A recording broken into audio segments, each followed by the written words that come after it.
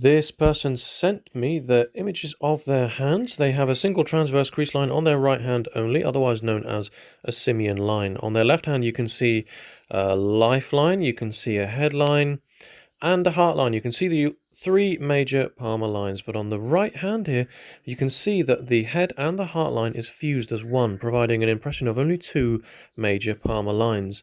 Now, what this means, being that we see it in the right hand only, the right hand is external, environmental, it is material and practical.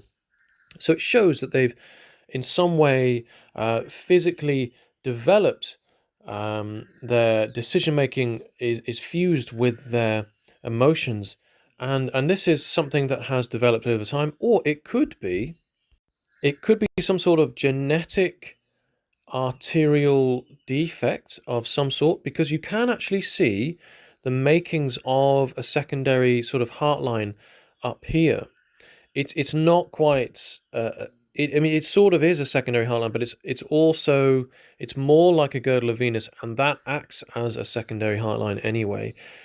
I would like to say that this is in fact a heart line, and what you see below is a headline, but it's not quite the case, because when you look at the headline on the left hand, it deeps very low down into lunar, which shows deeply creative, imaginative thinking, and even potentially dark thoughts, propensity towards depression. Now, when I look at the overall shape of this hand, it is just about rectangular. The fingers are short, they are smooth. This is a fire hand. Look at just how ambitious this person is. The pointed index finger, it's long, it's high set. This is someone who is an excellent explainer, highly instinctive, highly intuitive.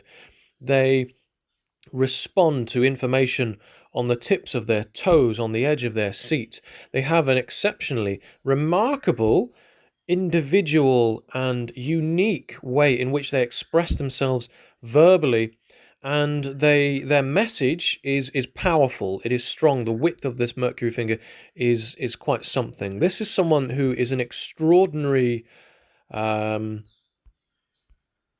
going to say expressive individual. I think they have some sort of, I would say there's certainly a creative calling, but they are also highly practical in their approach, because I'm getting a lot of, although it's a fire hand, there's a lot of earthy qualities here as well, and they'd likely make a great many things. I see a lot of travel here. I think they would make a good accountant, but I think they are physically expressive. I think that's where the creativity comes into it. They'd probably make a great poker player.